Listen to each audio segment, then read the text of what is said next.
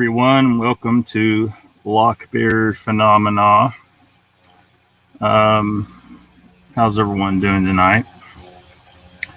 I thought tonight we would talk a little bit about the pterosaur sightings that have been reported in a lot of places, including my state. There have been pterosaur sightings right here in Oklahoma.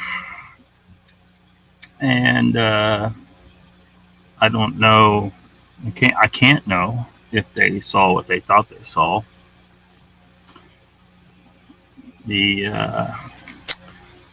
My first thought would be that perhaps they saw a heron.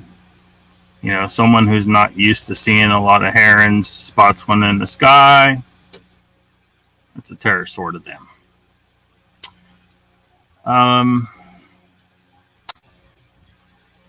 But you try to say that to a person, it makes people feel stupid to an extent if they've been fooled by something like that. So you gotta tread carefully, and you can't accuse them of lying because that, you don't know that they're lying. I mean, the fact is some of these people could have legitimately seen a pterosaur. Let's see who's here. We got Small Island Bigfoot or Smallfoot or Short Island Smallfoot. Made a little tongue twister there, didn't you?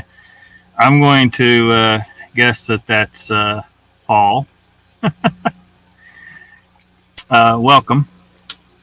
Got Aotearoa Cryptids. We got Joe from Western New York Bigfoot Investigation Group. And we got Mr. Lee 3PO. Let's see. Paul says, it's Pirate's Life for me. 15 men on a dead man's chest. Yo ho ho and a bottle of rum. Perhaps he's drinking already. Joe says just stopping by to say hello. Hit the like button. Well, thanks for the support, man. Mr. Lee's just yelling at me. Hello, Mr. Lee.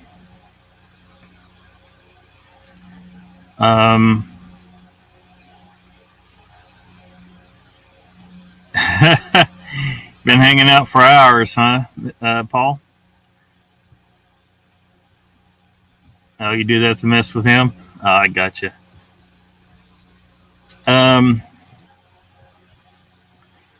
So I guess y'all can bring up whatever aspects of the subject you like, and I might say some things about it.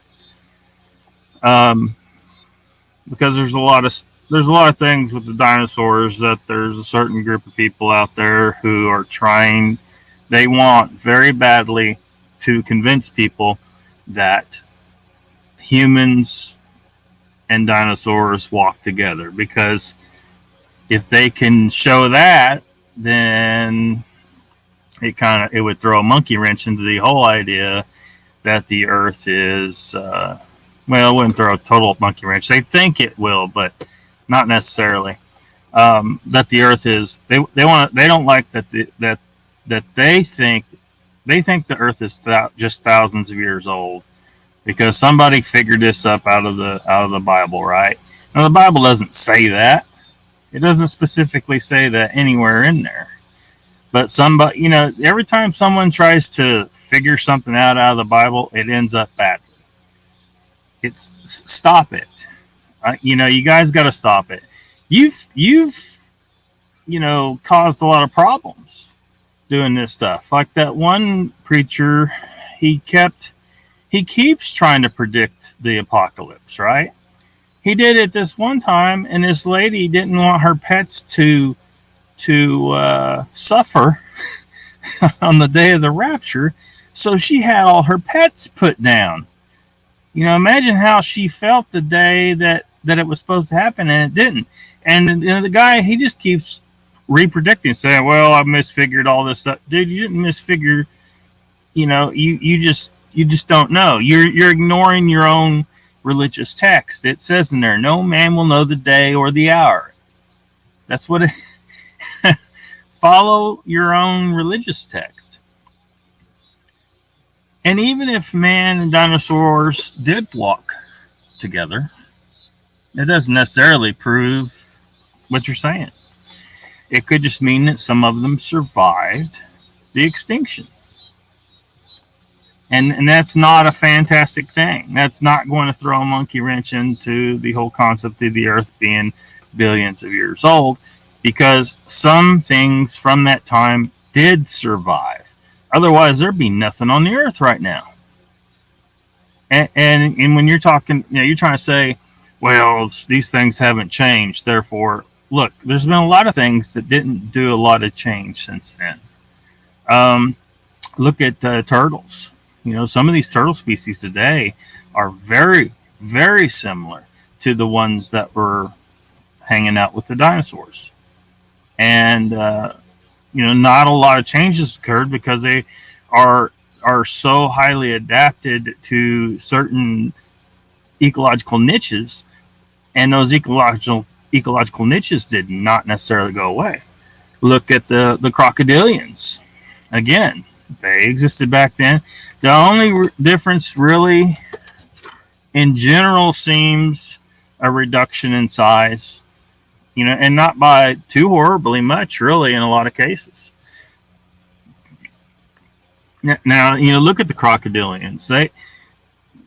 They probably had a smorgasbord the day of the impact. You imagine how many dead things were laying around, and they are happy enough to eat them all. And when an alligator or a crocodile eats a really large meal, they can go a year without food. So even if the world is in chaos on land, the ocean protected a lot of these aquatic species, see? And then once all the meat's rotted away, a year later, that crocodile or alligator could just eat others of their own kind like they do today. They would have weathered through that, no problem. The coelacanth hasn't changed a lot, like a horseshoe crab. There's a bunch of different things that haven't changed a lot since that time because they were still able to find a niche to which they were perfectly well adapted to exist in all along. And did the dinosaurs all die out?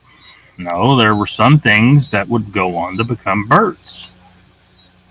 So this entire idea doesn't hold water at all. If you look at the footprints that they point to, do you see a trackway of human footprints in there? No. Occasionally you see a footprint of what they say is a human that somewhat resembles human, but it's as one of the tracks in a trackway for a dinosaur. So occasionally a dinosaur takes a step and maybe it accidentally makes the shape somewhat like a human. They're trying so hard to see human footprints in that what used to be mud, and it just isn't true. It's more of that pareidolia we see with the Sasquatch stuff. People want to see human shapes really, really badly. It's very beneficial for survival that you be able to recognize a human face out there. Let me see here. Joe says, Mr. Lee, just dropping from I'm a bit emotionally drained at the moment. Sorry to hear that, Joe. Hope everything's okay.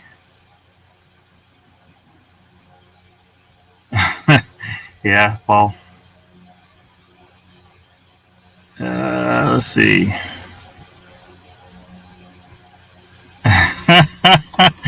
Exactly, Joe. The Flintstones was not a documentary. Yeah. Mr. Lee's yelling, what? You didn't rock Mr. Lee's world. Sharon Guys here, saying hello and to everybody.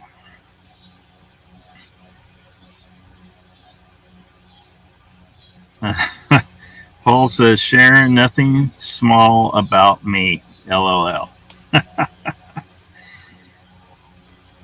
So, are there any young Earthers here? I mean, are you prepared? I mean, I'm not going real hard on it necessarily. I wanted to be a little better prepared, and I just just couldn't find the time. But like I was gonna throw up some pictures and stuff, but you gotta, it takes time that you gotta attribute the author and all that stuff, and it takes a lot of time. So we'll just go without pictures, because it would be nice to show because artists kind of got to reconstruct what an animal may have looked like based on fossilized bones. So it's really hard to get it right, but they do the best they can. And if you look at an artist's rendition of what an ancient crocodile looked like and compare it to today, millions of years later, you'll be like, gosh, I don't think I would know the difference. In a lot of cases, you may not know the difference, because they didn't have the pressures, the evolutionary pressures to change, and so they didn't need to. Whereas with other types of dinosaurs that turned into birds, I mean, they had a lot of pressure to change. Their entire landscape was devastated, and everything got smaller for a while because I would assume there's lack of resources, there's not enough food, so smaller individuals would be able to survive better than bigger individuals. A lot of times the species will change to fit the conditions. I can't remember what island it was for one of island dwarfism you may have heard of. There was, they thought they had nailed down the date of the extinction of all the woolly mammoths, but a small population had survived. They were on an island, so they were somehow protected in that particular location from the devastation of the Younger Dryas impact. You're going to hear me mention Younger Dryas impact a lot. People haven't heard of this. I'm not talking about the dinosaur extinction. I'm talking about the 13,000 roughly years ago astronomical impact that messed up our world, killed somewhere in the neighborhood of 160 species of megafauna, things that humans were specialized for hunting. It changed our world forever, pretty quickly there. I think that led to agriculture, because we were like, damn, what do we eat? We had this plentiful food resource, these giant sloths, there were bigger bears around, there was these woolly mammoths, all these things, all gone. But back to the woolly mammoths, that on that island, they didn't have a lot of resources to survive on. So a bigger individual would have a much harder time getting enough food than the smaller individuals. So smaller individuals would live and be more successful and be the ones that breed. And you ended up with this dwarf version of a woolly mammoth that survived for thousands of years after all other woolly mammoths went extinct. Something similar must have occurred with a lot of the dinosaur species and a lot of everything, really. I mean, the crocodilians got a little smaller and the turtles got a little smaller and so on.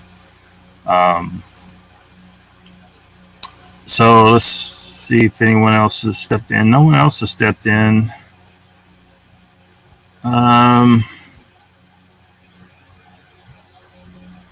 Let's see. Joe says, I accept the geological evidence that suggests the Earth is 4.5 billion years old. with that statement, I will say good night, folks. Love you all. You're the best. Good to see you, Joe. Thanks for coming. We'll see you next time.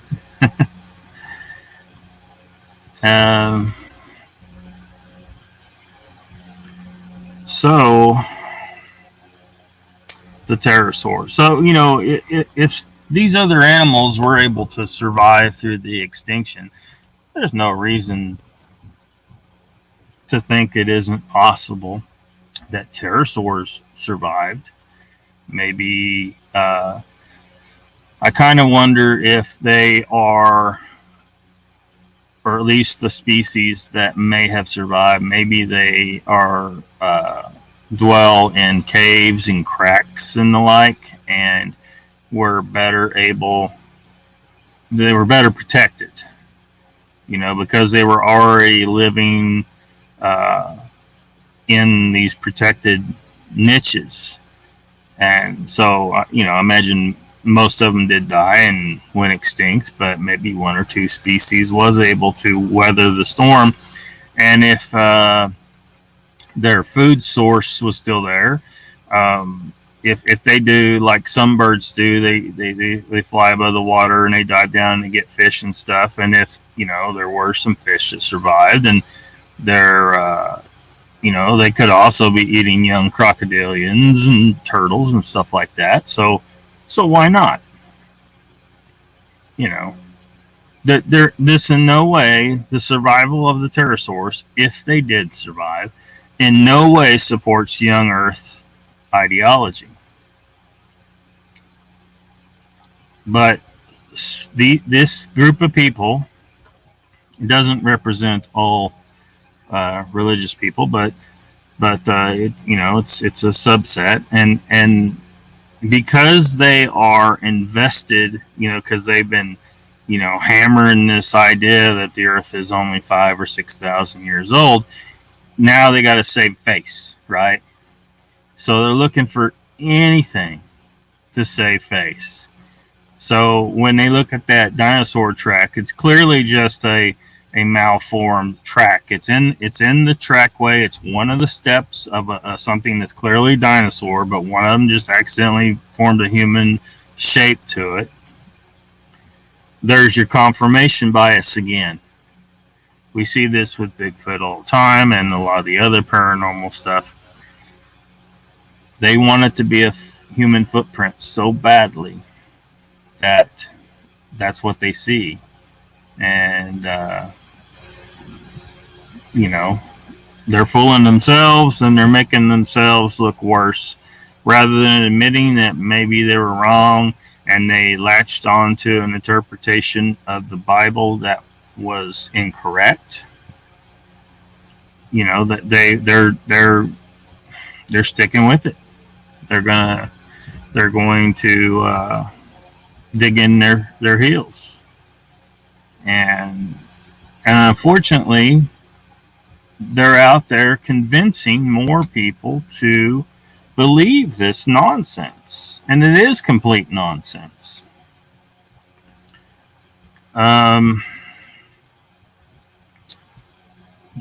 Paul saying, Desatch, to remember the silver lining. What show Lockbeard a turtle Scott's Hool didn't even close to being as big as... I don't have any idea what you're saying, man. Turtles sure have. They ain't no Gamera. I don't know what Gamera is, man. Is that is that thing that Godzilla fought? Sharon Guy says to Paul, I don't have anything you sent me. Maybe you sent it to another Sharon Guy. My pick is me and my grandbaby standing by a big black Bigfoot.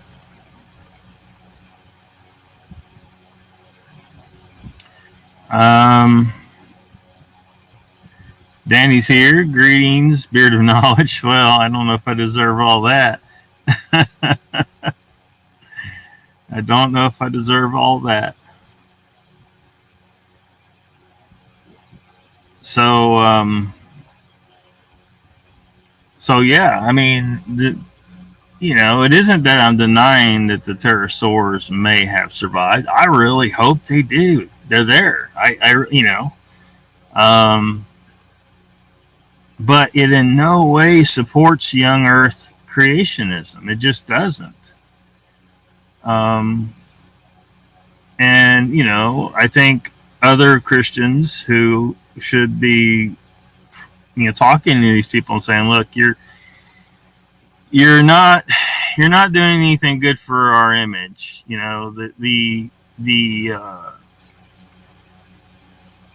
If we can't truly disprove the science, then we need to look at our interpretation of our religious text.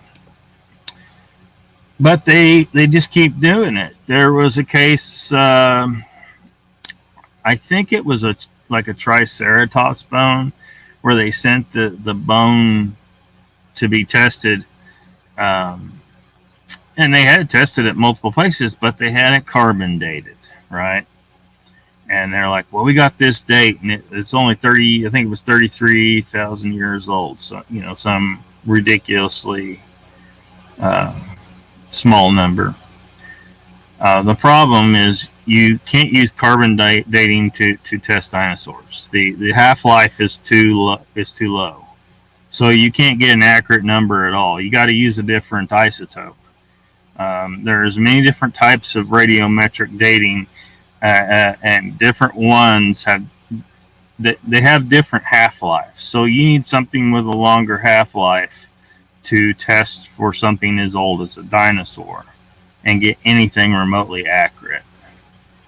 So, if you know the half-life, like, they can measure the half-life of different isotopes of different elements, and that tells them, that gives them their numbers. Let's see, has anybody else joined us? No one else joined us. See what Paul's saying. Greetings from South Carolina. It's on the cover. Daily Dan is Danny Stanton. So, I mean, has anyone here seen or known anyone who's seen a pterosaur?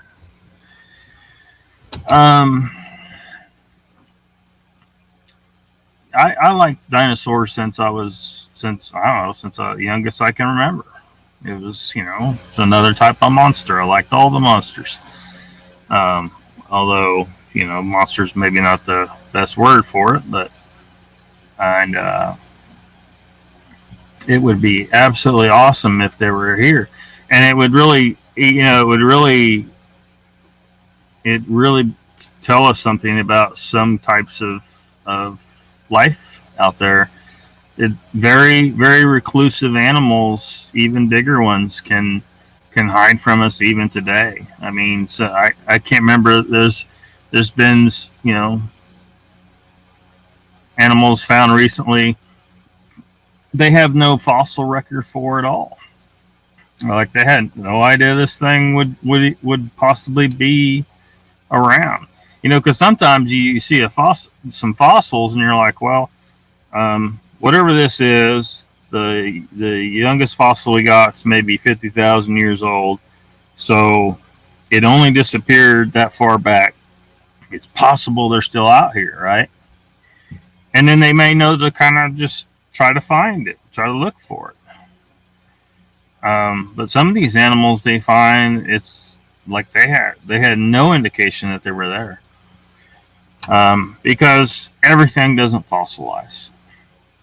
It's it's got to have specific conditions for things to fossilize. Most of the time, this whole planet would be covered in bones if bones didn't disappear almost all the time.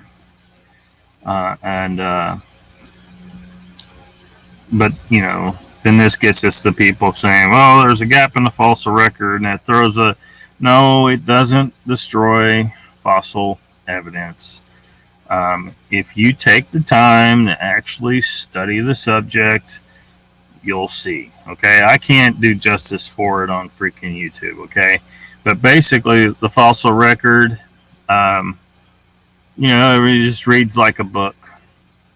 It shows how things progressed and changed over time and branched out, and you start aging stuff, and you look at what rock strata they're in, and there's enough data where we can see very well that these animals changed over time, and plants, and it's just undeniable. That's just one line of evidence for evolutionary biology. You also got DNA. If you learn enough about genetics, you start to see that if you just woke up one day with no memory on a planet with nothing but one DNA molecule, and you had nothing else to do, so you just studied that molecule and what it does and what it's designed to do, you would predict evolution from that one molecule. Because when you see how DNA functions, what that molecule's properties are, you will know that evolution is undeniable just from the properties of the DNA molecule. It's amazing. It's just absolutely amazing. And of course, our lives are too short to witness this. It's a process that takes place over such a long period of time. One individual can't witness it. That's why we need to look at fossil evidence and look at how DNA functions. But we have been able to see how selective breeding works. We know how to do that. We took wolves and turned them into I don't know how many breeds of dogs. And at this point, may have effectively created different species, even though they're still genetically compatible. So if you inseminate Chihuahua with wolf, that Chihuahua will get pregnant, but it probably won't survive the pregnancy. And in the wild, it wouldn't survive the breeding process, and it probably wouldn't get bred anyway because a Chihuahua would be killed by 1,000 things that wouldn't mess with a wolf, right? And even the wolf would probably kill a Chihuahua, But if Chihuahuas found somewhere they could live and survive and not all get eaten, they would effectively be genetically isolated from wolves. So, wait a million years, and the genetic differences between the two they'll start to move apart. Their differences in DNA to the point that even if the Chihuahuas started to increase in size over that time, by the time they came back across wolves again, they wouldn't work. The genetic differences would be too great. Let's see.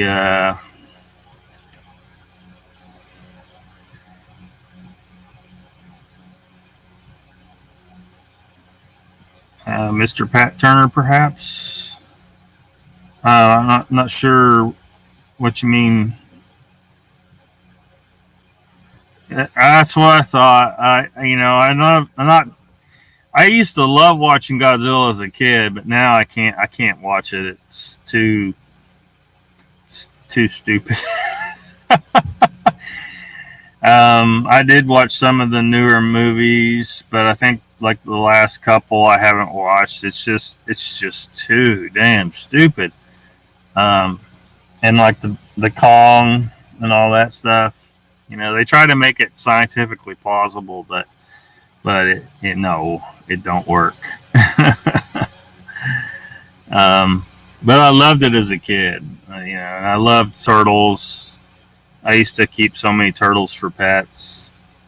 Um, I had a turtle pen in my backyard. We had a turtle race in my town, so I'd race a turtle every year, and I'd always be like, because the guys running the turtle race were just some dudes, right? They don't understand. You can't put a red ear slider in the center of the circle with box turtles. That don't work. Um, Box turtles can't run. So they should only compete against other box turtles. But some smart ass would bring a red ear slider, and them suckers can move.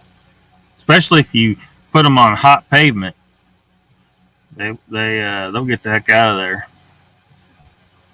I think the most box turtles I had in that pen, one year I had like 40. And I'd always release them in the fall so they could go and hibernate. And then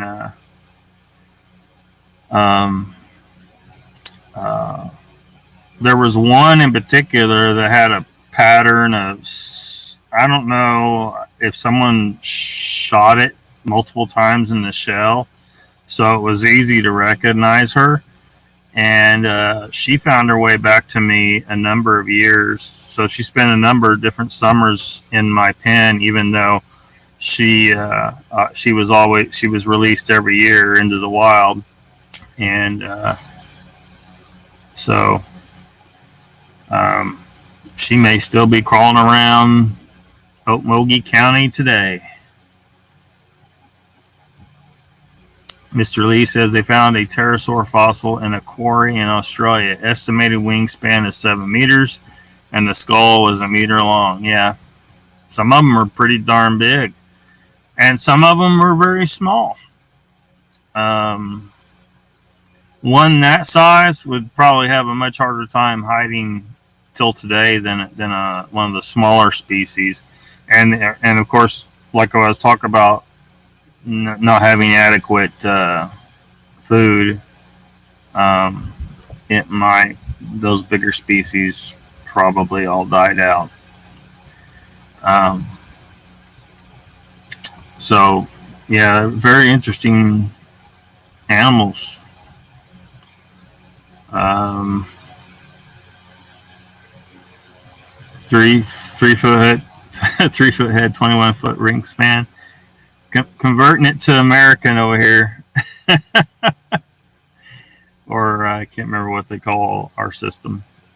Imperial or something. Not from Short Island. Yeah.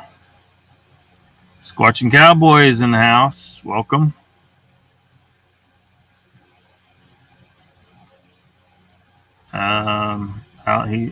Paul's asking, how's the fine state of Texas?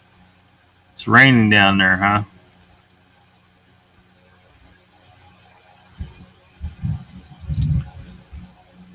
Mr. Lee says may have seen a pterosaur. You might have, you think? Line between people or primate?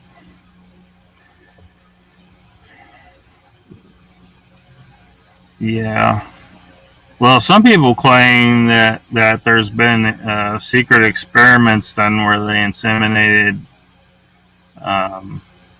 either human women or chimpanzee females, with the other species, and that they were actually able to reproduce. I really doubt it because of the chromosome issue. They have a different number of chromosomes because, you can see it's the same chromosomes, but two chromosomes fused end to end somehow, and that would have produced, the first in our line, basically, because that individual probably wouldn't have been able to breed very easily with others in the pan genus, the chimpanzee genus.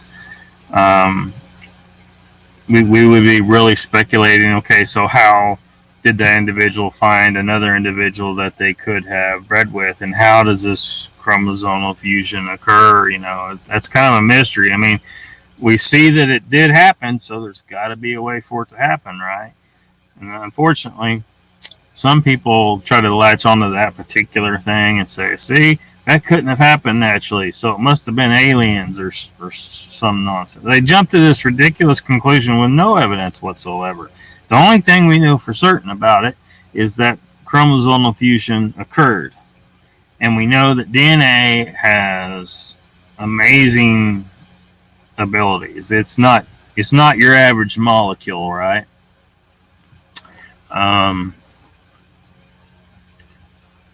So who's to say there isn't some kind of property of DNA that sometimes it does this to try out a new mix, right? To maybe it's something that kind of got coded in the DNA over the billions of years, perhaps trillions of years, which people are like, wait a minute, the Earth's only 4 point. Yeah, we might get into that. Anyway, so if this is a property of DNA, in order to take one species and kind of turn it into two to increase the potential for survival, right? Because one of those two species may die out, but the other one may not. It just, you don't want all your eggs in one basket, so it kind of makes sense that there may be a process that causes chromosomal fusions on rare occasions to force a speciation event, turn one species into two. So that leads to the uncomfortable possibility that maybe we had one female that was producing these fused chromosome individuals, and therefore they were fertile. The siblings were fertile with each other, and therefore we basically see a situation where humans were born out of almost exclusively incestuous breeding in the very beginning, the first in our line after the divergence from the chimps. So, it is what it is. Paul says, people buried dead, possibly cross between primate people, they definitely have a place on the scale of evolution, but where that place, I have no idea. Yeah. Chad Bunger's in the house. He says, dude, you need to listen to the Brothers of the Serpent podcast. It would help you to understand that we as humans know nothing. There's only what you've been told and theories. Well, I can agree with that to an extent, but having studied a lot of these subjects quite a bit in college and independently, and a lifelong, just best I can describe it as a insatiable thirst to learn things, to the extent that I think it really has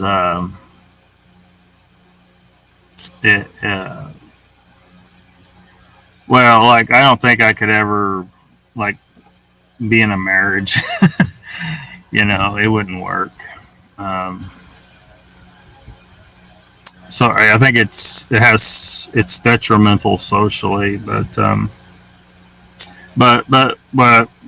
what I'm saying is that I see a lot of people turning down certain sciences that I've studied enough to know that they don't have a leg to stand on. Now, there are certain sciences you will hear me criticize, like quantum physics, because there are some very real holes in it. And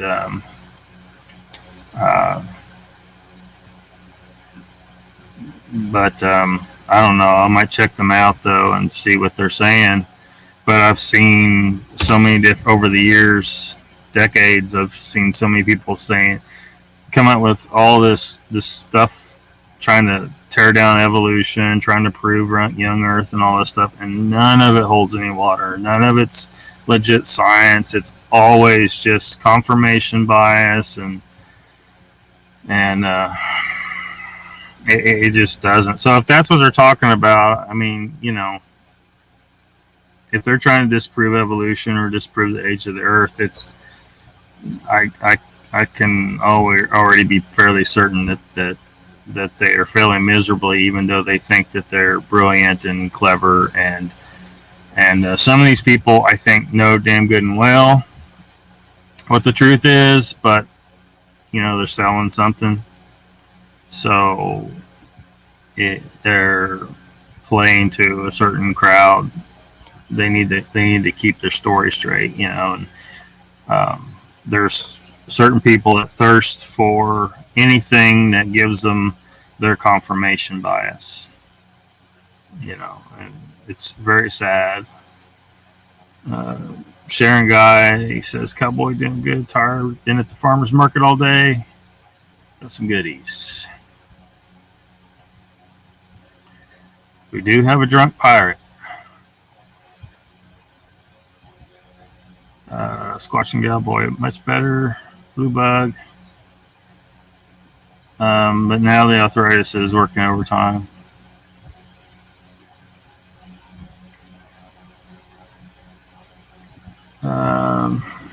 Chawa, very angry, hairy midget wolf that speaks Spanish. Well, I don't know if they speak Spanish. But yeah. Mr. Lee says, Mr. Pat Turner may have seen a pterosaur. He talked strange bird-like creatures on it. Yeah, I saw that. But he didn't seem to be saying he thought it was a pterosaur, though. But it was definitely something strange.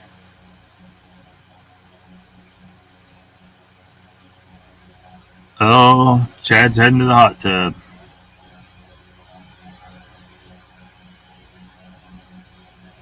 Kong Mega Sasquatch.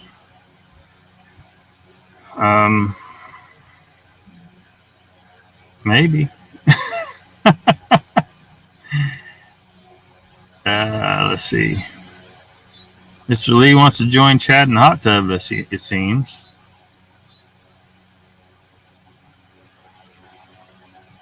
Hobbs is in the house. Welcome.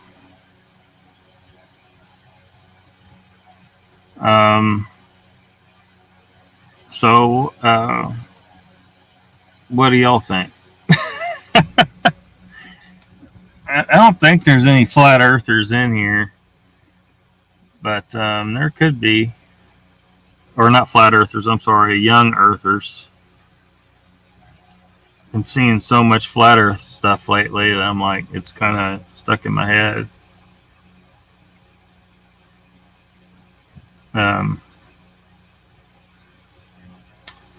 There was that issue. There was another thing that they were trying to the soft tissue preservation in a dinosaur, and they were trying to say, see, that proves that there's no way soft tissue could have been preserved for millions of years, but it seems that maybe it could be. Instead of them saying, wow, that's amazing, we got all this evidence that these things are millions of years old, so we need to learn how it's possible that soft tissue could be preserved for all that time. And they've been working on that, and they figured out some stuff, and it appears to have something to do with the iron and linking up and all that stuff, that it could essentially preserve stuff. I mean, I don't know why it's so hard to believe that there could be ways that nature could preserve something for an extremely long period of time. I mean, how many bugs have you looked at stuck in amber, I mean, it's just, and of course fossils are everywhere, but so there must be a way, and it appears that this iron idea may be what it was.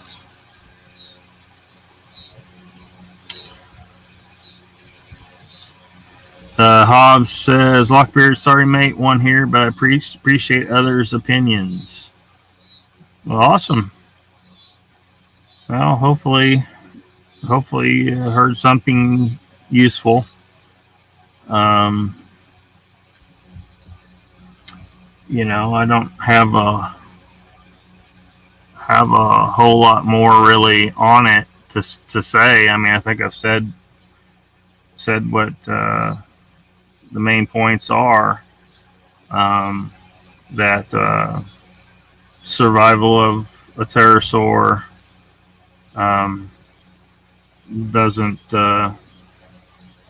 doesn't prove young Earth. It just shows that something else survived the extinction that we haven't been able to detect yet. It's just not it's not amazing that they survived. I mean, any more so than it is amazing that crocodiles and turtles survived. What's amazing is that if they are here, that they've been able to stay out of sight so well. That's all there is to that. And with the footprints, I mean, the footprints, if a person, don't listen to the guy giving you a presentation about the footprints, try to say this is human, and look into it yourself, and you'll see where they're seeing human footprints. It's just a messed up footprint in a line of dinosaur tracks. You don't see a line of left right human footprints coming through there. It's a footprint, and they're saying, well, he stepped in a dinosaur footprint. Well, okay, perhaps, but where's the rest of the line of human prints? They're not there. There's no case of that. So that one's gone. The carbon dating that so many of them bring up, and the testing they did on that dinosaur bone, that's blown out of the water by the fact that they used carbon dating to test something that was way too old to be tested with carbon dating. So we're running out of young Earth points. And then, of course, the interpretation that the Earth is that young, look into how they come up with that number out of the Bible, and it doesn't actually say that anywhere. It was an extrapolation somebody made, and a bunch of people kind of ran with it, and so it's just not in there.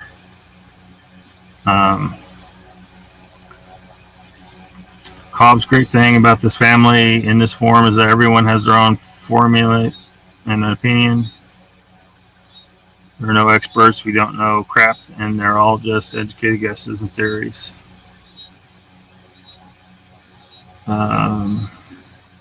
Later, cowboy.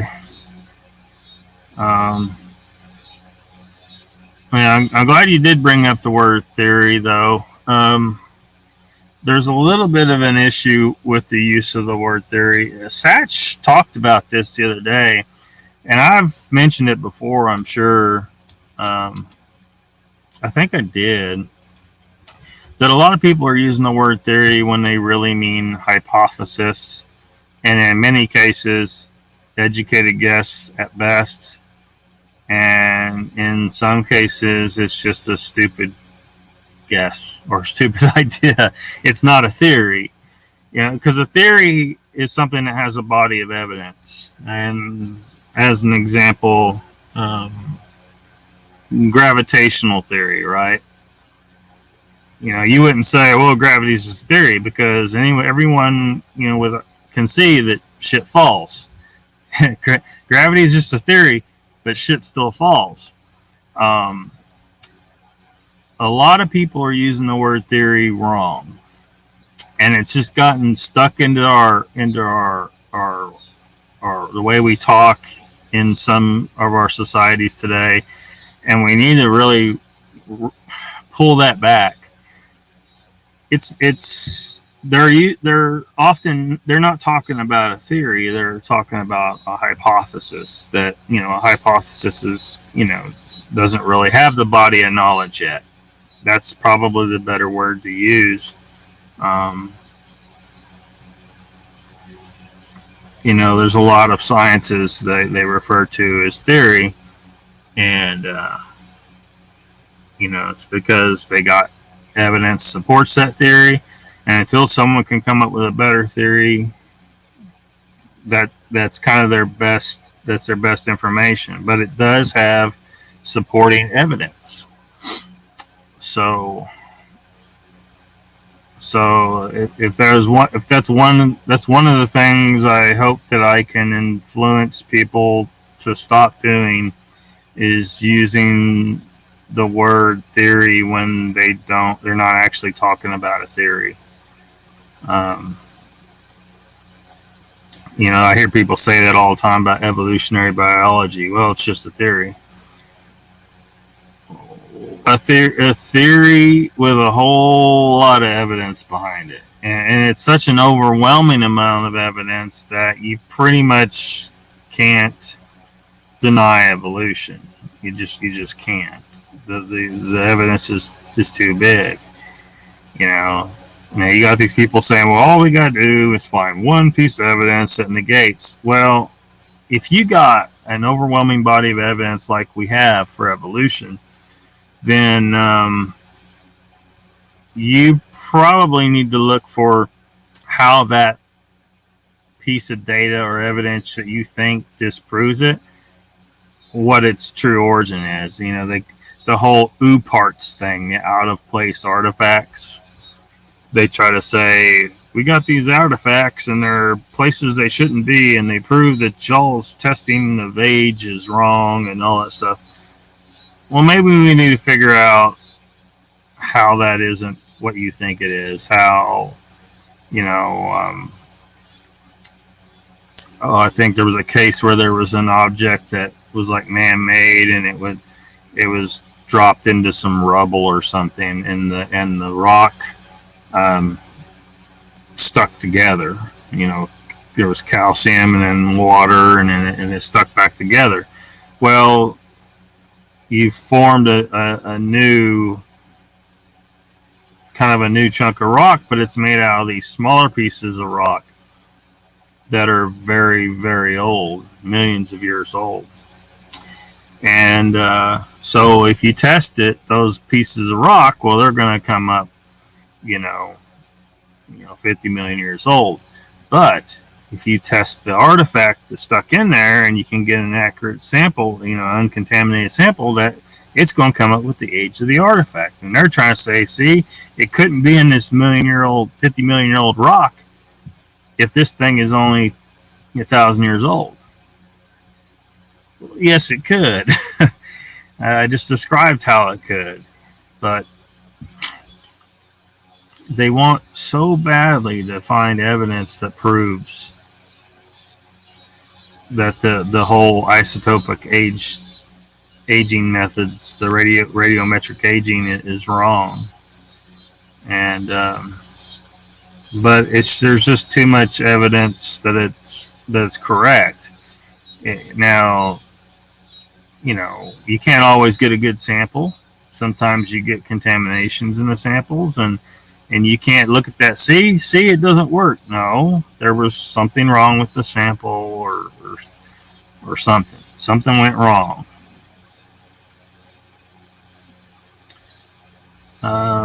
Looks like Paul's got to go. He says, good night, all. Got to hit rack early. Start tomorrow. Good show, Lockbeard, y'all. Thank you, Paul. We'll see you somewhere. Sharon says, good night. Sleep well. Thanks so much. Does anybody have anything to add about the subject?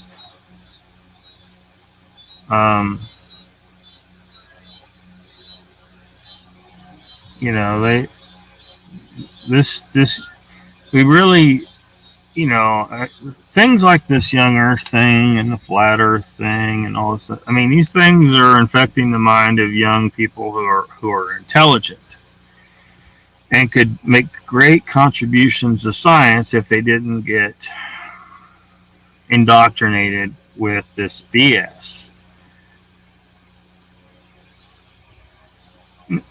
And to me, this is a horrible crime. You have sabotaged someone's life and their potential. You've sabotaged the entire species. You could have, messed up our next Nikola Tesla and sent them on a wild goose chase, and maybe one day they'll snap out of it, but they might not. So if you got people out there brainwashing people with this nonsense, to me, they've committed a crime. You can't have someone teaching this to children. You're sabotaging their education. You're damaging their lives. Mr. Lee says, I got a 6-pack of Estrella Dam beer brewed in Barcelona. It tastes great. Cheers, Lockbeard. Well, enjoy. I don't drink, so I can't drink with you, but I mean, I could, but I just don't like to drink.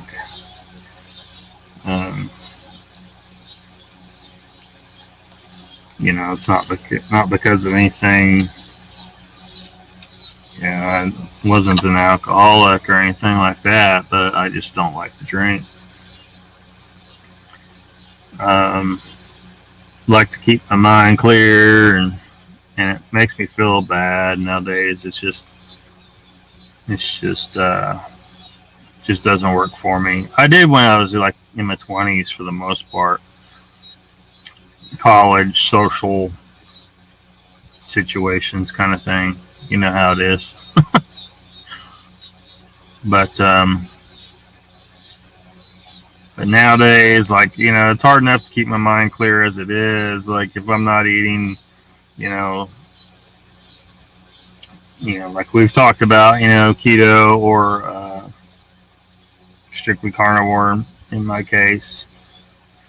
Like I did today, I didn't eat correctly at all today, so my blood sugar does crazy shit, and my brain just kind of, shuts off, or sometimes I'll go to sleep. Could be a diabetic coma, but I'm just gonna say I go to sleep because my blood sugar dips really low. But you enjoy. So, something else about dinosaurs I've seen out there. This really isn't about young Earth, but where they did that speculative kind of a dummy or whatever they made. They were trying to imagine what would dinosaurs look like. And I think they were trying to, some kind of raptor or something, I don't know. They were trying to speculate what it would look like if it evolved into an intelligent species. Well, what I was looking at was, I wish I had a picture. I in the future, if I can put more time into YouTube, if YouTube becomes, income and all that stuff, I'll be able to throw up pictures of some of the crap I'm talking about. It certainly make things better, but it just takes time and all, to do all that, get it set up. But it was shaped basically like a human shaped. It was upright. It had a humanoid shape to it. And so why does an intelligent species have to be shaped like a human? Danny's checking out. He's got to walk the dog.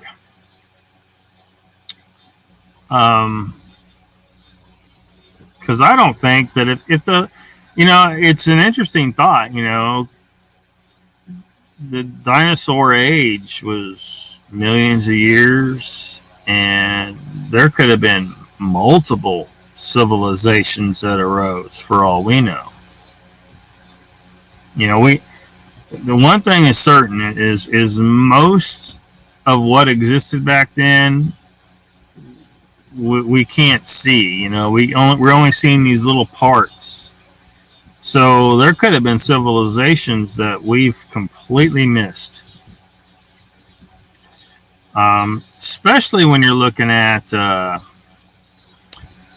continents have moved since then. you know, uh, Things have eroded. New rock layers have been created. I mean, it's possible that intelligent species could have arose all over the place, and we just haven't been able to detect them yet. Or maybe we have, and it gets swept under the rug for some reason, because the government likes to hide everything from us. Why they would hide it, I don't know. I think they like to make us feel isolated, though.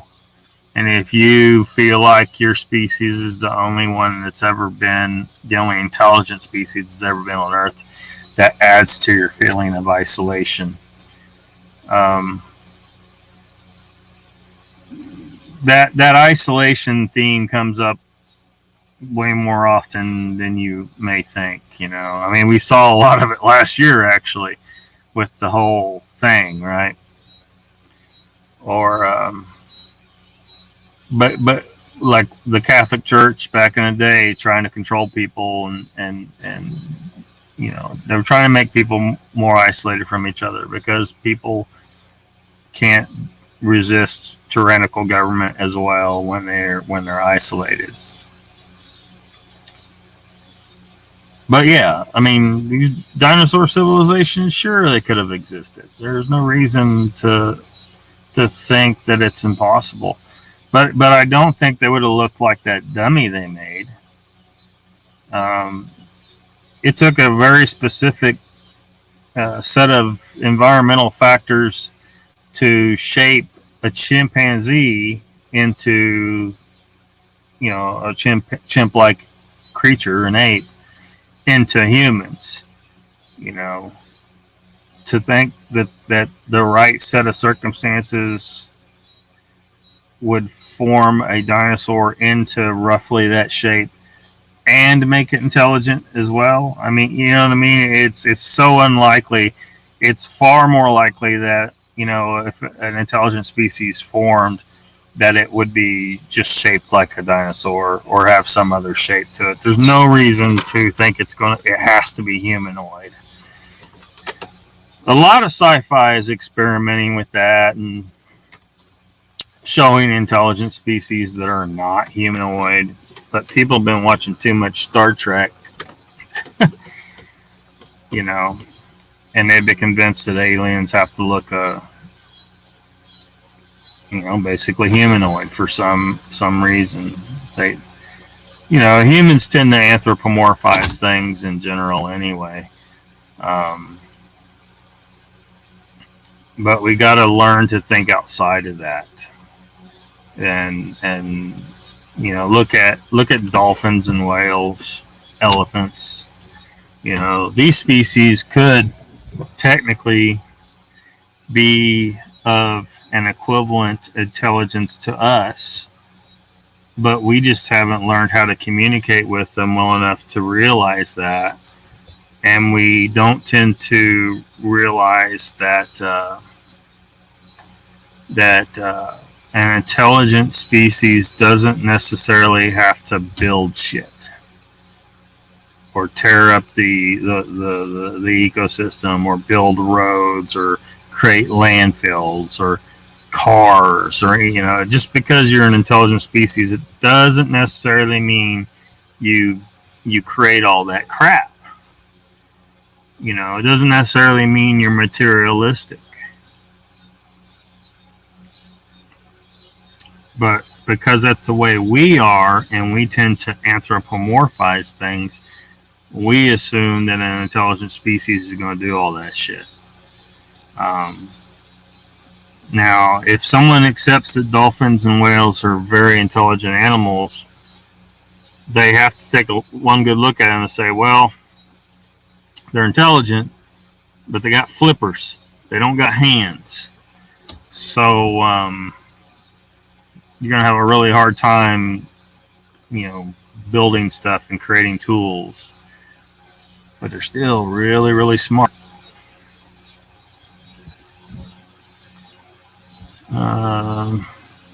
Sharon says she don't drink anymore either. And she's taken out for the night. Good night, Sharon.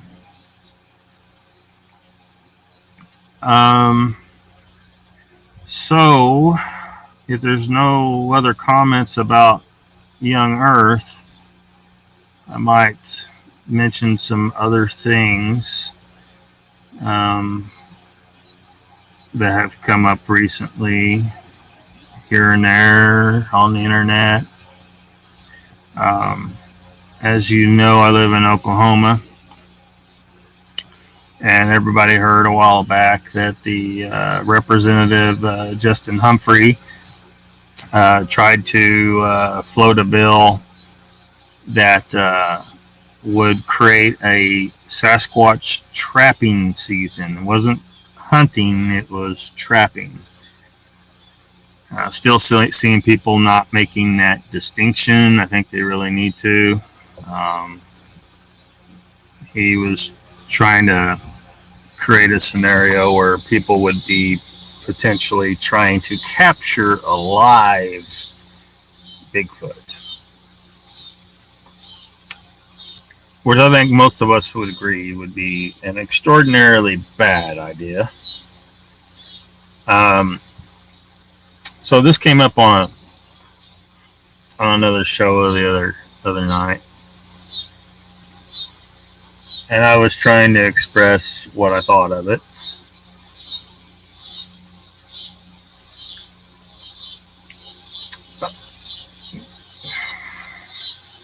They made the point, and I knew this, that it was really all about tourism.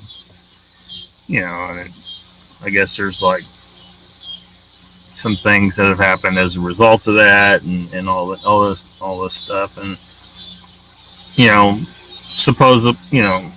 the implication being there's been some positive outcomes of it, even though the bill did not pass.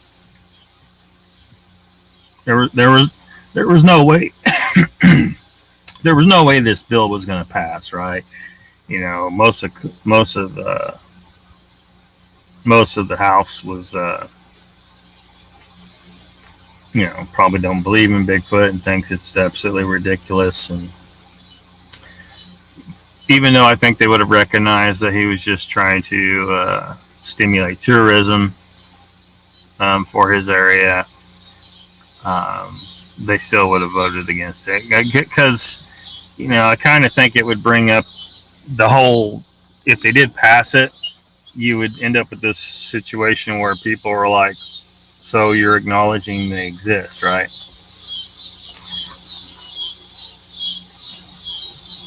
So I'm trying not to say things wrong in regards to this, but I've said before that I think the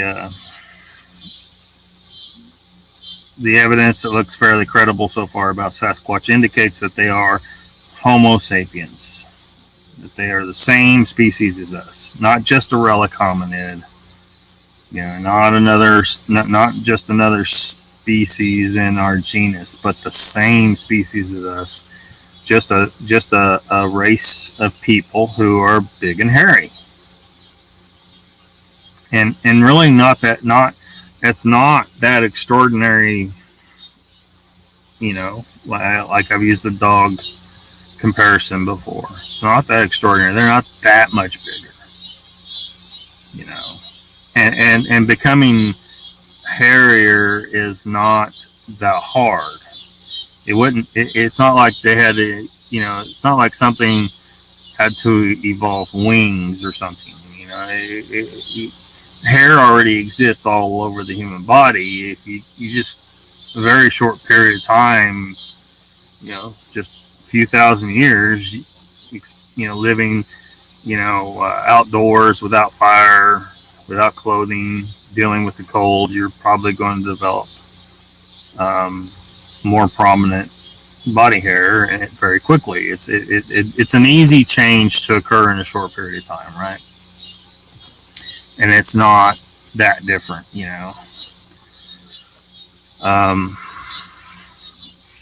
people are focusing too much on that rather than looking at the morphology of the foot, the morphology of the entire body, the behavior. A lot of people looking into its face, or they're like, look, it looked like a person, looked human.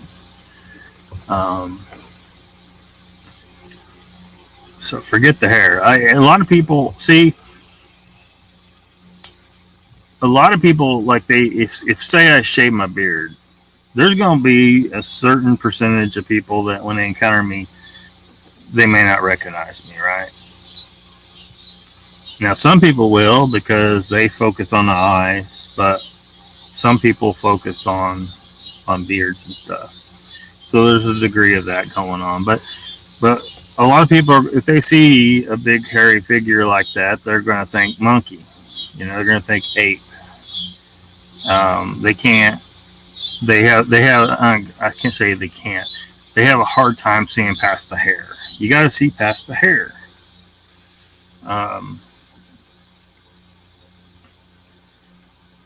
But coming back to the bill, because I think this is one of the reasons why I'm against the entire the bill is look, if you said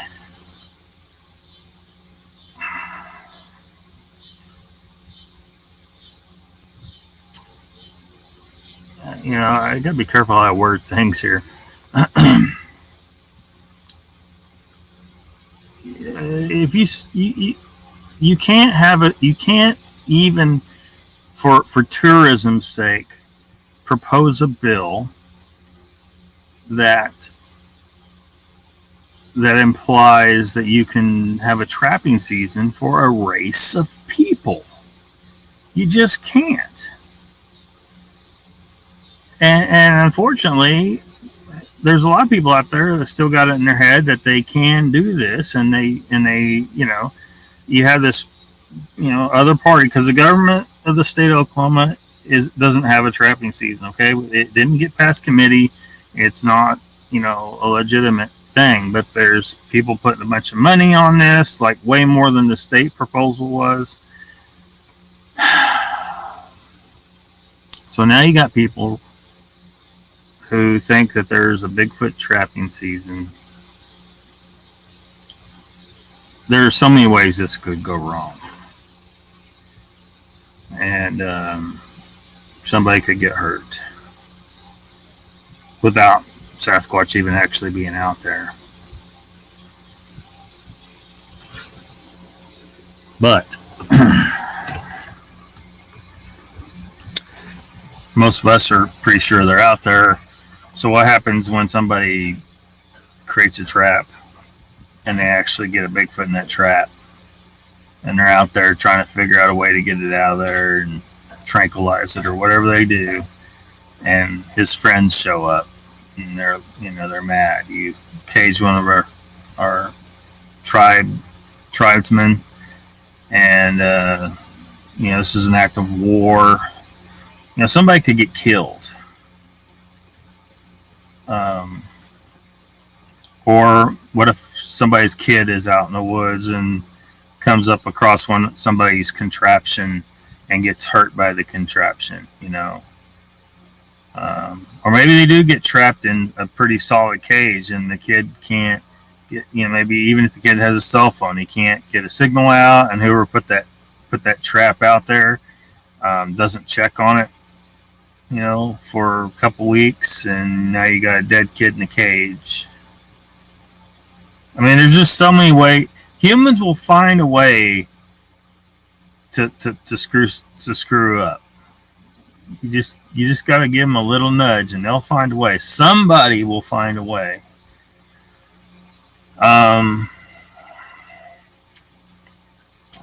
And of course I don't like that one of our representatives was wasting my tax dollars by wasting his time to do this, to mess with this nonsense. So yeah, I'm absolutely totally against even doing it as a tourism scam or whatever you want to call it. There's so much potential for something to go wrong, and if it does, you'll probably hear me saying, "I told you so," and people are gonna be like, "Oh, you're a prick." Somebody's got. It's just every time there's a disaster, and I try to tell people, well, there are ways in how it's our fault. Oh, you're an asshole. People died and blah. Well, do you want to prevent people from fucking dying in the future?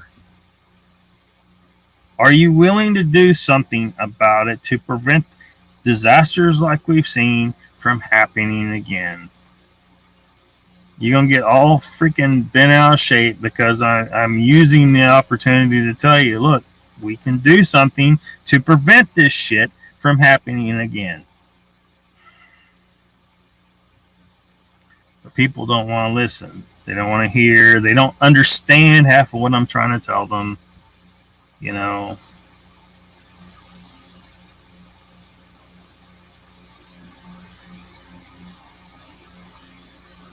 So, what do? Humans will keep making the same mistakes over and over again. We keep having forest fires. I mean, didn't we learn back in, I think it was the 80s, where, they kept putting out every fire. Oh, we can't have forest fires. Forest fires are always bad. No, they're not. They are not always bad. You need a fire to come through and burn out some of the dead material every so often in certain ecosystems. Otherwise, that dead material builds up, and then one day it catches fire, and you are unable to control it because there's too much dead material. And now, because there's so much, because you put out every fire, it kills the live trees. And now you've completely destroyed the forest instead of just scorching trees, but they generally survive for the most part.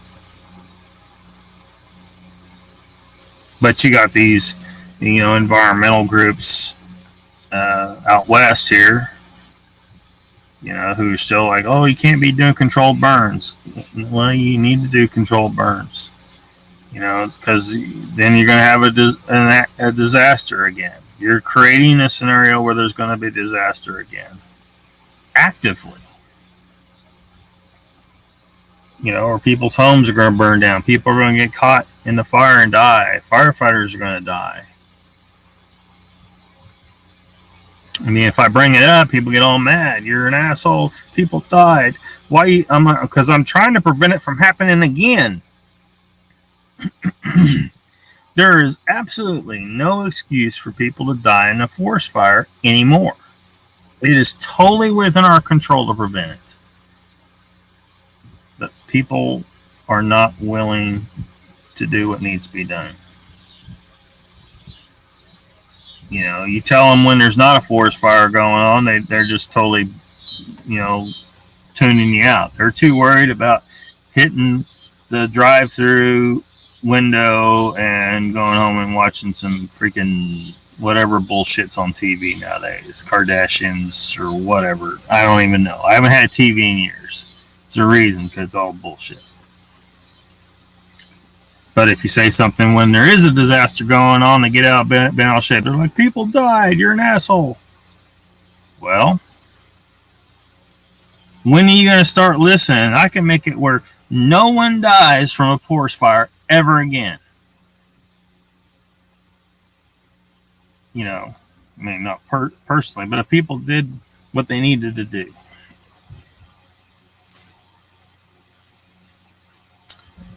Good evening, folks. I'm late. Hey, Ramiel. Well, you're not late. You know, it's all right. Nobody's gonna be mad. Floods, the same thing. People say, well, floods are natural. They have no. I mean, yes, to a certain extent, yeah, floods happen, but there's been a number of things that human activity has done that makes the floods way worse than they should be naturally. And but part of the problem is we got people living in flood zones. You know, and you could totally build a home in a flood zone that would not be affected by the flood. There's a way. It'd be kind of expensive, but there's ways. But like the Katrina disaster, you know, vast area of the city below sea level, below lake level, below river level. It's like, you know, levees and shit. And you're surprised that it flooded one day? Really? Got people sitting on the top of their house. Like, you just because... You know, Mother Nature functions over long time scales, longer than your life. You know, sooner or later she'll find a way to screw you over. So you need to be as prepared as you can for those scenarios. But you know, you got people living in you know, in trailer homes, and then a tornado comes along and they lose everything. They lose everything, or they die. Well, you could have not died by getting your ass in your tornado shelter. Oh, you didn't have a tornado shelter. Well, you fucked up. You know, I'm sorry, but you live in Tornado Alley. You should have a tornado shelter at the very least. But why is your house above ground? You know, if you can afford to build a home, you can build underground homes that are very nice, and they're better. They're better for other reasons. You know, a tornado is not going to harm your house if it's underground. Your bills are going to be way less because of the constant temperature underground. So, you know, it's like 55 degrees or something like that. So it stays naturally cool in the summer, and it doesn't get really cold in the winter. So it don't take much to heat 55 degrees to a comfortable temperature for most people. But it gets down below zero sometimes around here. It takes a lot more energy to heat it up. So it just makes... In the long run, it will cost you less money. Your house is never going to get completely destroyed by a tornado. Your life's not going to be threatened. And, you know, the cost of building a home underground, it probably is a little bit more most of the time, but not that much. You know?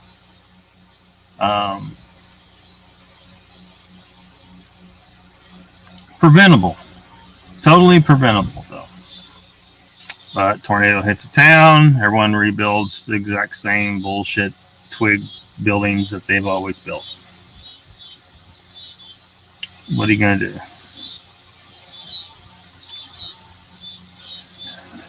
Remiel says, Mr. Lee, I woke up too late to catch the start of the show.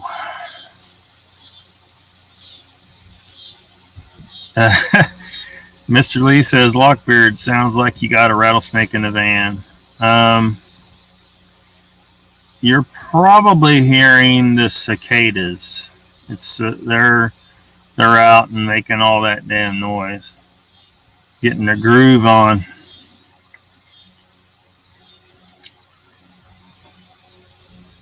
Yeah, trust me, there's no rattlesnake in here. If there's ever a rattlesnake in the van, it's probably a pet.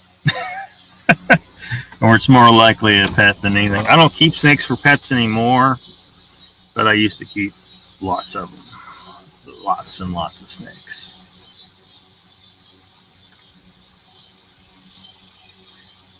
Remiel, I think Paul, Sharon, and Hobbs have all left.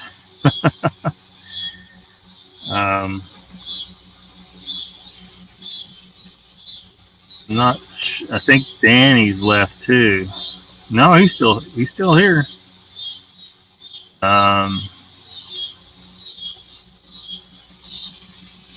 Yeah, I guess they're all still logged in or whatever on their phones or something, but they're not hanging in the chat.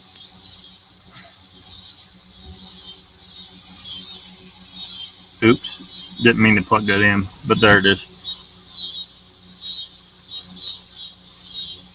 Mr. Lee asks, what snake makes a good pet? Kind of depends on what you're looking for.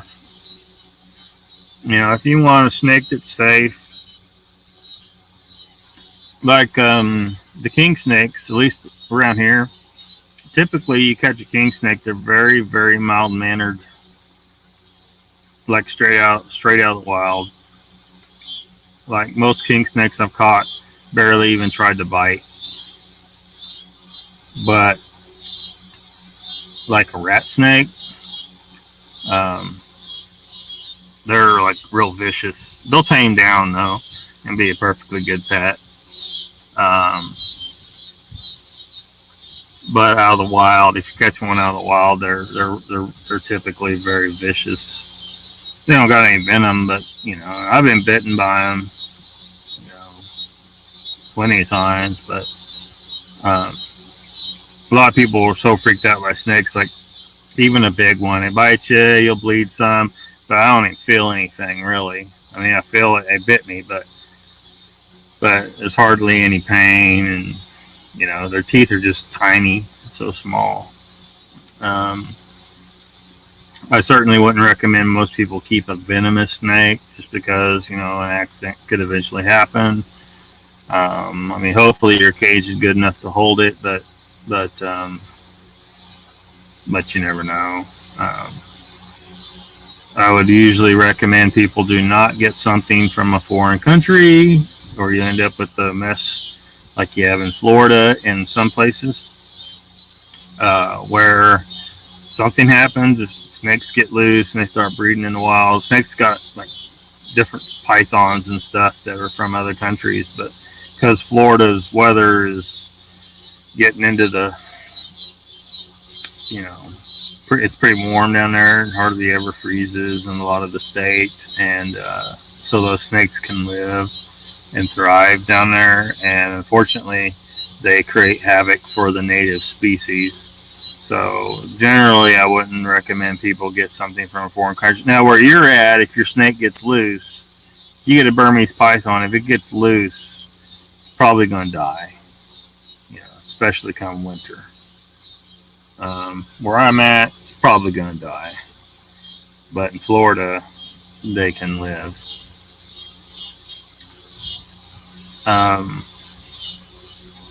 Probably best to get a captive bred snake though. It's already tame. It wasn't removed from the wild.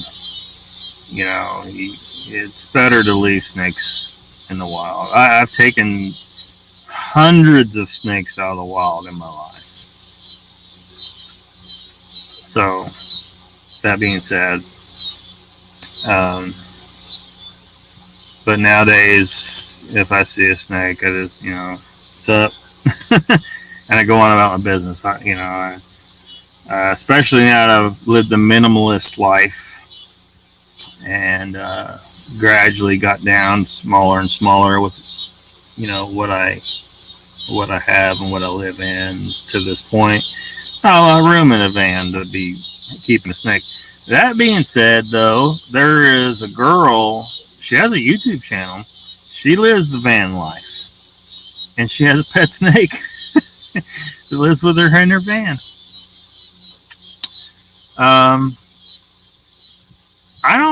As I recall, I don't think you guys have any wild snakes where you're at, though, do you?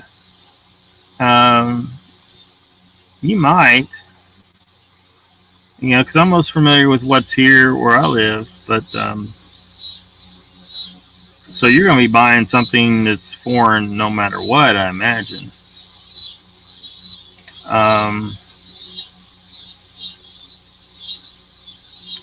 So you have to know that a lot of people are keeping their snake in a just too small of a cage. You're putting this animal in a prison. I mean, keep that in mind. You're putting it in a prison. So,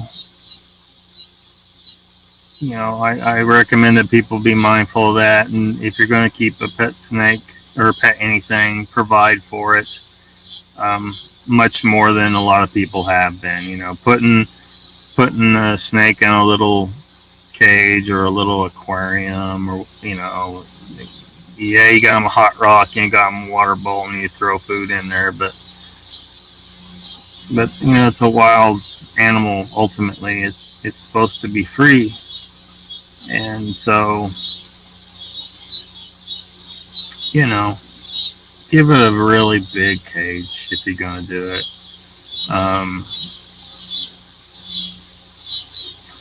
If you're, for the most part, you're probably looking at a constrictor of some kind.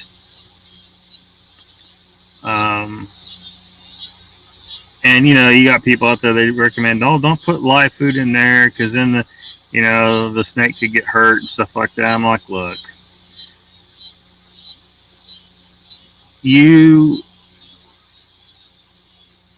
the snake's built to kill and eat. Watch and make sure the snake gets the job done and all that, but don't take that away from them.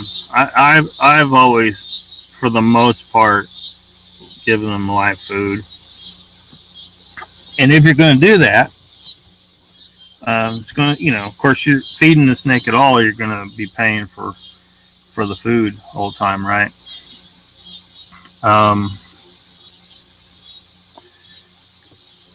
So what I recommend, I almost got set up to do it towards the end of my snake keeping days, but then I end up not getting another snake and stopped doing it. But you grow your own food, right, for the snake. You keep rodents.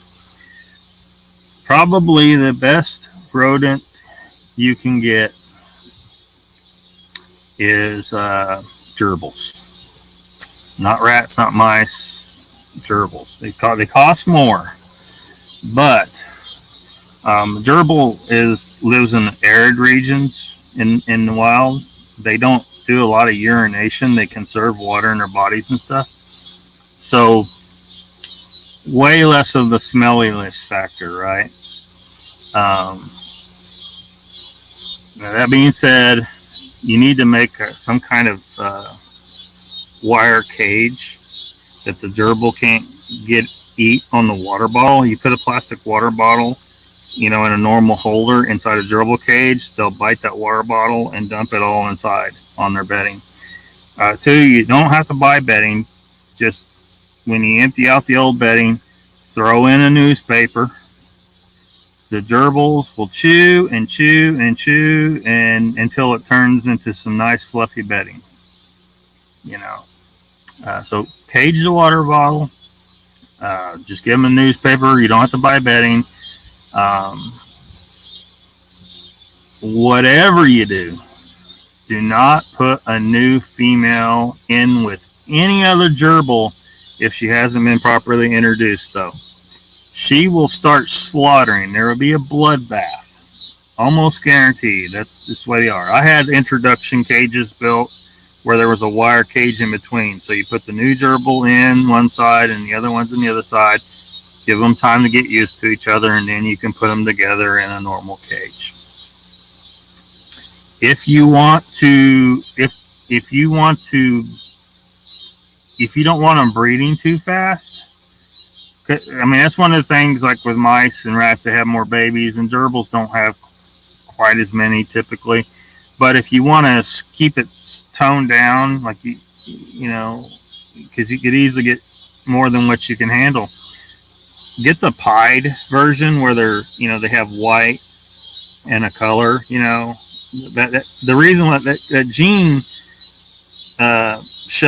gene because you can see it readily, right? It's easy to see. That gene what that gene does, it also kills 25% of the fetuses in the womb for gerbils. So they have smaller litters by about 25%.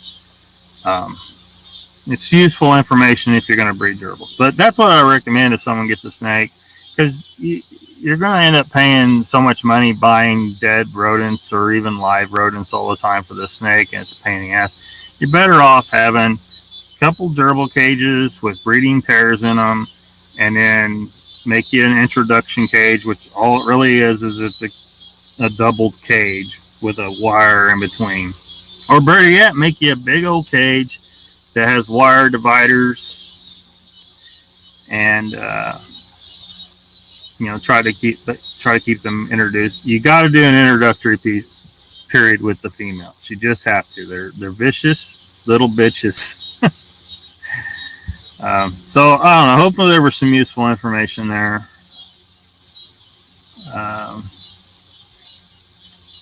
Yeah, a lot of people like the pipe. People like those big snakes.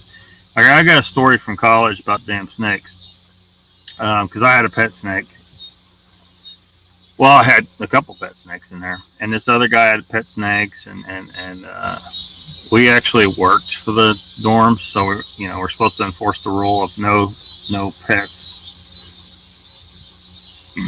But our boss was kind of cool with it, but everything was fine. But there was this guy that moved in one day, and he liked to be whatever you're good at, he would have a story about how he was better at it, right? Doesn't matter what it was. So my buddy, he was a track star. So this guy had stories about how he was better, and my buddy was like, "Well, let's go race." And he's like, "I can't. My knees are bad now." He have an excuse why he couldn't perform whatever it was. Well, I guess he was trying to figure out, because I don't give a shit about sports, right?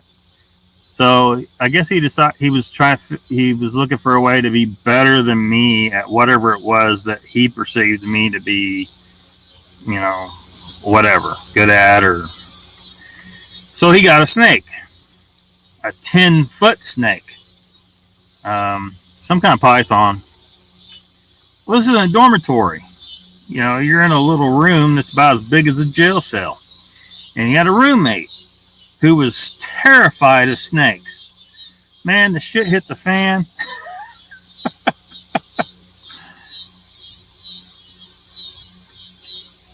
Ramil says, some here can handle cobras like a domestic pet.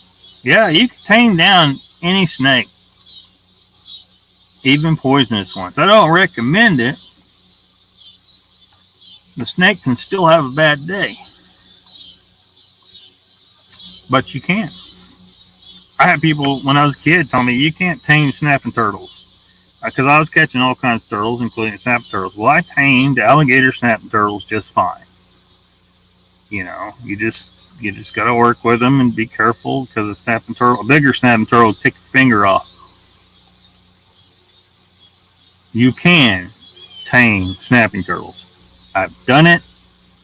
It's not a problem. Do I recommend people do it? No, because you can get hurt. We have adders and grass snakes. Yeah, you might want to go for the grass snake. Be the easiest thing, because you probably see one every so often. You can just capture it.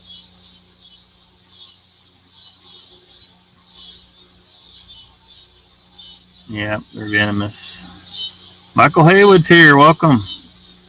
Yeah, we kind of got on a weird tangent. So, yeah. You got comments about young Earth stuff? Go ahead, Michael.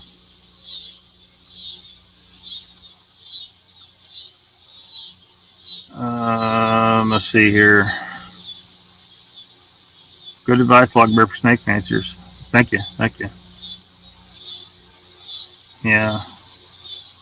I've had hundreds of snakes. I've probably handled thousands of snakes in my lifetime. But as I've gotten older, I just kind of leave them alone. And I still stop on the road sometimes if I see a box turtle on the road. I'll try and stop and get them off the road and take them somewhere. If I can, I'll take them somewhere away from the road. Like I always have at least 1 5-gallon bucket sitting in the van somewhere, so I can toss that turtle in there and then take them out in the country away from a road. Because I've gotten out of the car to get a turtle off the road, and then the next guy coming down the road swerves to run over the turtle on purpose. And these box turtles, their numbers are going down. Their conservation status has been reduced again, and because they're losing so much habitat, and they can't move very fast, and you got people out there trying to kill them for fun. So I still try to save them. Bramiel says, I used to catch a variety of snakes whenever I chanced upon them. Well, mostly garden snakes. I caught one in the mountains, grayish white with red bands.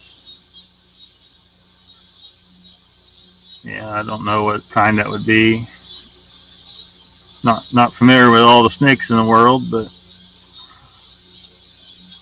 cool.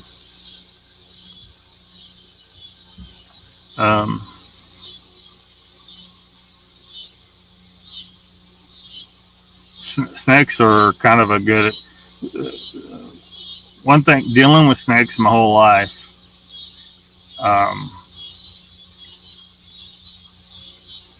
I've had people, like a lot of people, like pretty much any snake they see with a pattern on it, they think it's a copperhead.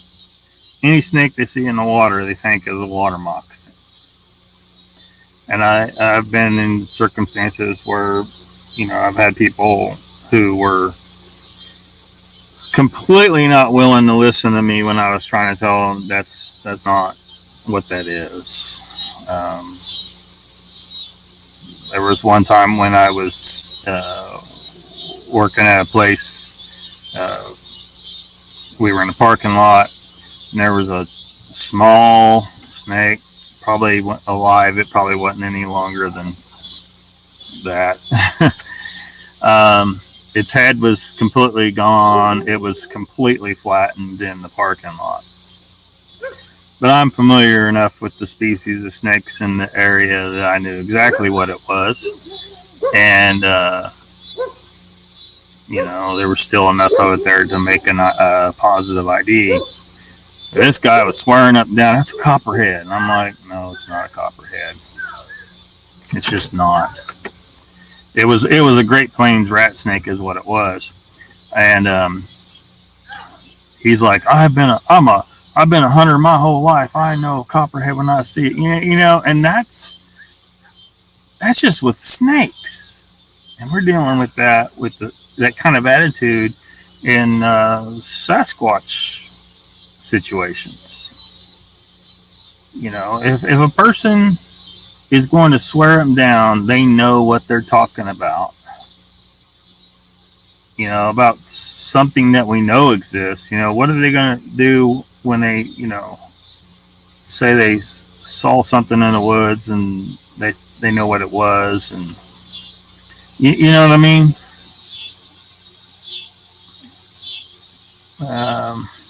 Michael says with snakes, it's not if you'll be bit, it's when. Well, it depends. I used to keep hognose snakes. It's one of my favorite native species of snakes here. They're pretty cool. They absolutely. So this kind of proves what you're saying a little bit when I get into this story. But the way these snakes behave is like when you first come across one in the wild, it'll hiss really loud. And it'll strike at you, but it's not trying to bite you. It's just trying to scare you. It's hissing really loud. It's striking at you. The front several inches of its neck area and its head can flatten out, kind of like a cobra does, but it doesn't stand up. It stays, down on the ground, but it flattens out to make itself look bigger. Makes a lot of noise. Sometimes they'll rattle their tail. It's all an act. And if you keep messing with them, Usually, when they figure out that they're not scaring you off, they'll flip over on their back, they'll squirm around like they're dying, and they'll stop moving with their mouth open and their tongue hanging out, and they'll play dead. It's just an actor. It's all an act. So they're usually not trying to bite you. Now that being said, I had a female that I caught that had a very cantankerous attitude. She just had usually you can kind of make a generalized comment, like I said a while ago about king snakes. King snakes are typically behave practically tame, straight out of the wild, whereas a rat snake is typically very vicious. But that doesn't mean every individual is going to be that way. And I had this female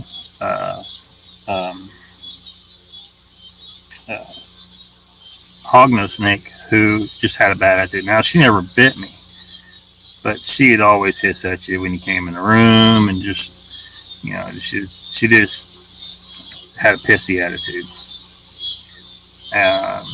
Now, I used to take these hognose snakes to school. I had this male, and he was one of the nicest snakes you could ever have. He'd usually get a toad when we went to school, and the kids would look at him and want to hold him. Anyway, I'd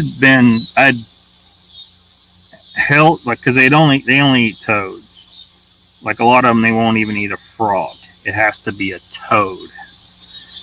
A lot of people don't seem to know that there's a difference. This snake is a very specialized feeder. It's specialized for toads. Now, some of them will eat frogs, but like this one I was holding this day, he would not eat a frog, period. It had to be a toad, period. Well, I was holding him in one of my classes, and I'd held a toad earlier, so I had to smell a toad on my hand, and I wasn't paying attention to him. He, just sitting there, and he had him in, he smelled toad, saw my thumb move, and decided that my thumb was a toad. And I didn't really feel it, right, until he got up to here. And he was like, well, I can't get, then I felt him once he got up to here. And he has these little tiny teeth. They're so tiny, and, that they do break the skin, they do draw blood, but that you don't really feel it. That's the thing about most of these snakes. You don't really feel anything. But, so I guess technically I got bit, but it wasn't because he thought he was eating a toad. You're not, sometimes they can make a mistake. Remiel says, I had a snappy turtle too. It came in our yard from a flood. Yep. Remiel says, snakes usually scamper off upon feeling the vibrations in the ground when someone approaches. Yeah, a lot of them will try to get away. I always hear these people will say stuff about animals that they don't. They tell me, oh, that snake will chase you. The snake will chase you. And I'm like, well, I've been chasing snakes my whole life, and I've never had a snake chase me. They're trying to get away. I can only guess that people run across these snakes and they get them cornered somehow, and the snake's trying to get away, and the person perceives they're being chased. No, the snake just wants to get away from you. So something else must be going on there, because you're telling me this, and I'm your local snake expert, and no snake has ever chased me. So, yeah, I mean, you're right. You're 100 times bigger than this animal. He does not want to mess with you. He wants to get away from you. You represent a potential threat to him, that you may kill him. So, but people still tell these stories.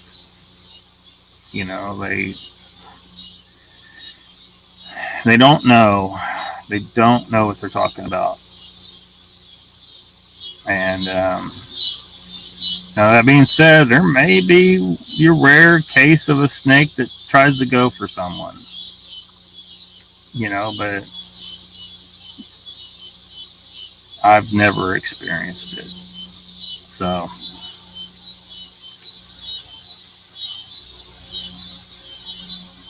yeah, you missed, Michael, you missed all the young Earth talk.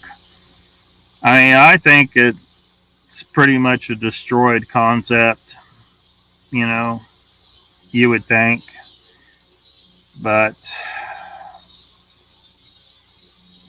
these folks have, because they've latched onto the idea that the Earth is young, even though it doesn't say that in the Bible. It doesn't say that. You can interpret that to what you read there to mean whatever, really. But because someone interpreted it that way, a certain group of people, believers, have latched on to the idea and can't, and because because they've preached it, they are trying to save face now, because science can tear apart any of these claims. Like those footprints. Anyone that actually looks into this instead of listening to the people trying to push the agenda will see that those footprints are clearly not human. They're not. They're just dinosaur footprints that just happened to lay down weird. Maybe something else did step in the track and mess it up, but you can see where it's a trackway, left, right, the dinosaur's footprints, and there's something that they think looks like a human footprint in one of those tracks. But there's not a continuation of the line of human footprints, right? Where's the next human footprint? It's not there in any case. So it's another, kind of a pareidolia thing, a confirmation bias thing. They want so badly to prove that humans walked with dinosaurs that they're not letting themselves see that this isn't actually evidence of that at all. So, hey, it'd be cool if it was true that humans did walk with dinosaurs. It would be really cool if pterosaurs are still here. But that does not prove the Earth is young. It just doesn't. It just proves that something else survived the extinction besides all the other species that survived. Plenty of things survived the extinction that didn't change very much between then and now. Crocodilians, basically the same thing. They changed a little, but not very much.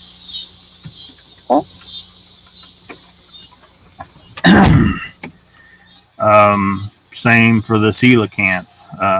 Same for turtles. Like the the green turtle or whatever in the ocean. It is basically the same body plan. It's basically the same. It's just a little smaller. What's up, Bigfoot Anon? You're late, man. You missed the good part.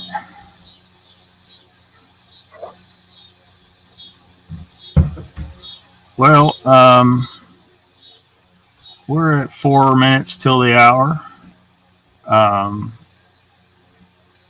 Central Florida Bigfoot should be coming on in a few minutes. I encourage everyone to go over there and conduct a Lockbeard raid on them, fly them pirate flags, and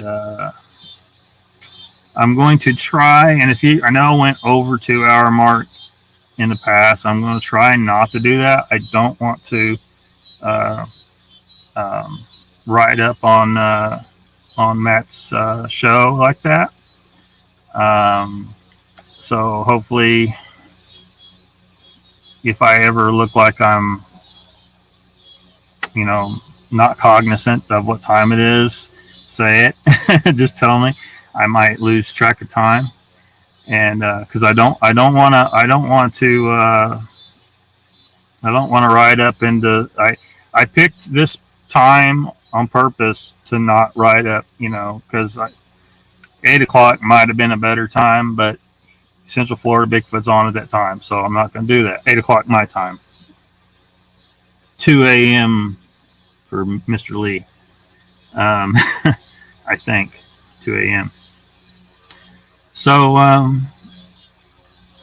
yeah, I'm sure there's some other stuff. There was some other stuff this week that I was thinking about saying some things about, but we're out of time. Cheese Freak coming in at the last minute. Welcome. We're shutting her down. I'm going to go over and watch Central Florida Bigfoot, and hope to see the rest of y'all there. Thanks for coming, and I hope I gave some people some things to think about in regards to this young Earth thing.